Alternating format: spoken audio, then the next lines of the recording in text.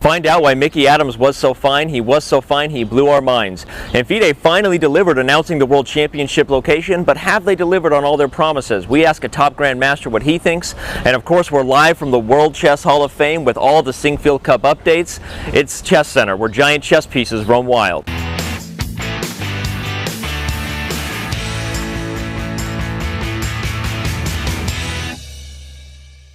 We're live from the Cube Boutique at the World Chess Hall of Fame. FIDE Master Mike Klein, it's your move. Tell us about the Sinquefield Cup. Thanks, Danny. The event started with a bit of controversy. Vladimir Kramnik's back problems had him pull out about a week before the event. A last-minute visa allowed Peter Svidler to get here from St. Petersburg. He couldn't get a second here, but Chess.com caught up with him. Here are his thoughts on his first trip to the U.S. in 17 years. Well, I haven't seen very much because I tend to my own regret, I tend to lead a rather, cloistered life during tournaments, living in a bubble. But, the area where we're playing and where we live seems to be very, very nice. Has a bit of a, I'm not sure if the Americans will like me saying this or not, but has a bit of an, old world feel to it.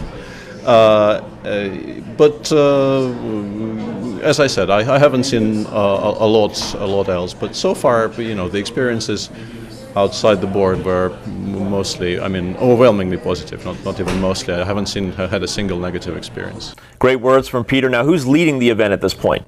Veselin Topalov, 41 years old and going strong. He has an interesting tournament strategy. Just like last year, he's not trying to find the best move. He's just trying to find good moves and steer clear of complications. He's only been happy with one of his games. That would be his round 1 win against Peter Svidler. But he has 2 wins and 3 draws to lead with 3.5 out of 5. He's up a half point on 3 players. Last year's defending champion Levon Aronian, Vishwanathan Anand, and also Wesley So. There hasn't been a lot of wins. The players have played with about as much armor as my friend over here. Maybe not a lot of wins, Mike, but in the games that were decisive, we did have some interesting moves on the board. And with that, let's join Robert Hess. Danny, our move of the week has to come from Veselin Topalov, our leader here at the Sinquefield Cup with 3.5 out of 5. And here, Black's king is in grave danger, so White makes the move subtly, pawn to g3. It's amazing. The king is trapped, but isn't Black operating with doubled rooks here? What if the bishop goes to g2 with check? Well, if I move my king, I'm in deep trouble, but I'm just going to eat that bishop on g2. And even if I take it, you've got mate coming. The king is still trapped. Yeah, rook c5 is checkmate. Nothing like a pawn move to get the party started, but what about our blunder for this week? Well, the blunder is way too big for this set. Well, Robert Hess said the small pieces weren't good enough. It must have been a Kong-sized blunder. Robert, what do you got? Well, leave it up to the Frenchman to blunder on e6. MVL, the hottest player on the planet, made a Hall of Fame-sized blunder here with knight takes e6. The idea is to undermine the knight here on d5 after bishop takes e6. Well, White continues with bishop takes d5, and note that the intermezzo, pawn to e3, wins material for Black. What the Danny? Studying my loss won't help you one bit. Sorry, Maxime. Well, look at that. FIDE announced the World Championship location. Wish I had somebody here to talk about it with. Oh, well, fancy seeing you there, Hikaru. It's been a while. Well, good to see you. We have a location, finally, for the World Championship. What do you think about the announcement? Have they delivered on their promise as to the grandness that they've been promoting that they're going to be bringing to this match, or were you a little disappointed? Well, I think first of all, it's good that they delivered on the one hand in the fact that the match will be in New York. I guess at the same time, it's also a little bit disappointing because the match is it's going to be held at a fish market. It's not going to be held, say, in the financial district or like even like in '95 when there was the Kasparov-Anand match. It was held at the World Trade Center. So yeah, that's right. And they were mentioning Times Square as well. So it's a bit disappointing on one hand as well. Well, as far as the attention it gets, what do you think? How do you think it compares to events like the one you're playing in now, the Sinquefield Cup, where you have? Do you see it being more important that events bring all the best players together a few times a year, or that these matches continue to be the biggest heavyweight for chess? I think it depends how you look at it. For me personally, I think I prefer a format more like the Grand Chess Tour, something where you have a certain amount of tournaments every year where all the top players are playing in, because I think in a way when you have that, the best player will win. And in a tournament like, say, the Candidates or the World Cup or any of these qualifiers, in a sense it is a bit of a crapshoot. Anyone can win because everyone's so strong. And so having say, a match decided based off of one event, I think is perhaps not the best format. So I think it's good that we still have a world champion, but I think in the future the format, it's probably moving more towards, say, 6-7 tournaments a year and more like a Grand Slam in tennis. Right.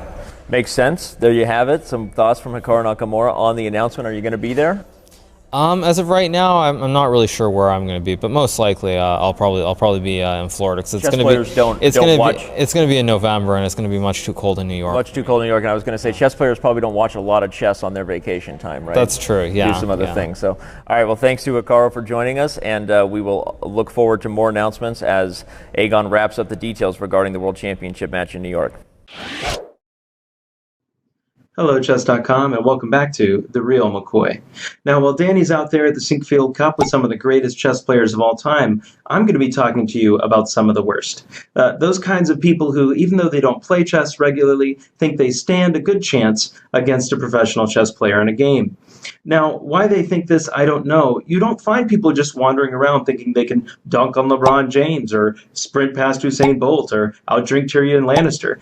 Yet here they are, and they're all telling me basically the same story. Oh, I had this friend, and he's really smart. I don't know, maybe he went to Harvard or something, and I beat him. And I'm like, well, great, man. If I were to go out and knock out Blanche from the Golden Girls, I wouldn't consider it a tune-up fight for Mike Tyson. And so the same way, you wouldn't expect defeating an unrated chess player in the back of your PE class would mean that you're ready to take on Magnus Carlsen.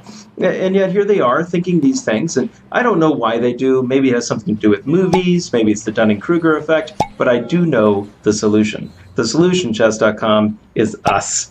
I want us to go out there and beat these people. I want to see rooks being shed out. I want pawn structures destroyed. I want kings in the center of the board. I want their broken chess-bone bodies to be washed up against the cruel rocks of defeat by the rising tide of ignominy. So you've got your homework, Chess.com. Go out there and beat you a patzer. And I'll see you next week. Wait, that's not me. Oh, that's not me. Where's that king? False alarm. False alarm. It's not me, everybody. Not even close. Not even close. Time for time trouble and time for Mike Klein to tell us why Mickey Adams was so fine he blew his mind at the British Championships this week. I'll tell you why. He had more wins in his 5th title than the entire Sinquefield Cup has through 5 rounds. Come on, guys. Seriously. Grandmaster Sam Shanklin just won the BL Open. He's about 2680 FIDE. Danny, your prediction of becoming a super GM is about to be vindicated. Feels like it's vindicated already, and you know what else is pretty cool? We now have 15 million members on Chess.com. That's a lot of chess players out there, a lot of soon-to-be fans of ChessCenter. That's right, Danny. That's more than there are people in 2/3 of the world's sovereign countries. Chess.com, we're coming to the UN.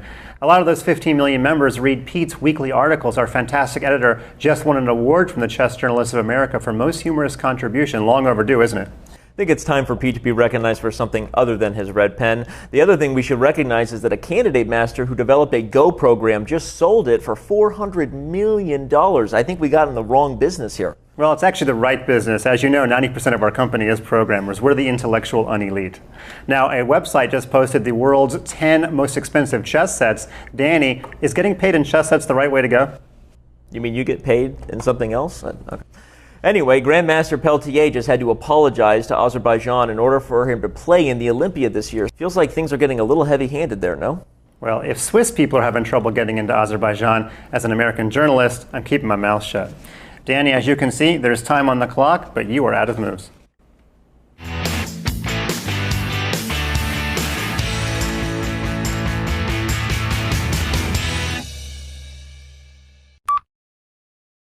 Live from the QBUT. Do it again, keep rolling. Live from the QBUT. Why am I saying Bu? Attempting to undermine the knight on d5. After bishop takes d5. Ooh, I messed up the move order. I screwed the pooch. Two moves in a row is not allowed. I got distracted. Damn.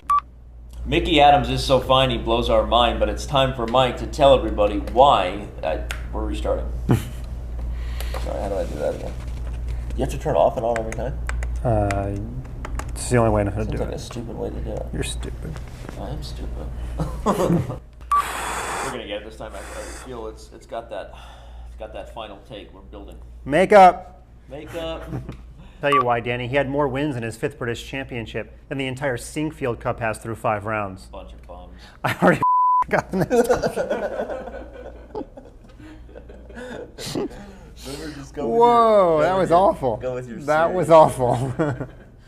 Don't ask me to explain how I could forget the second topic.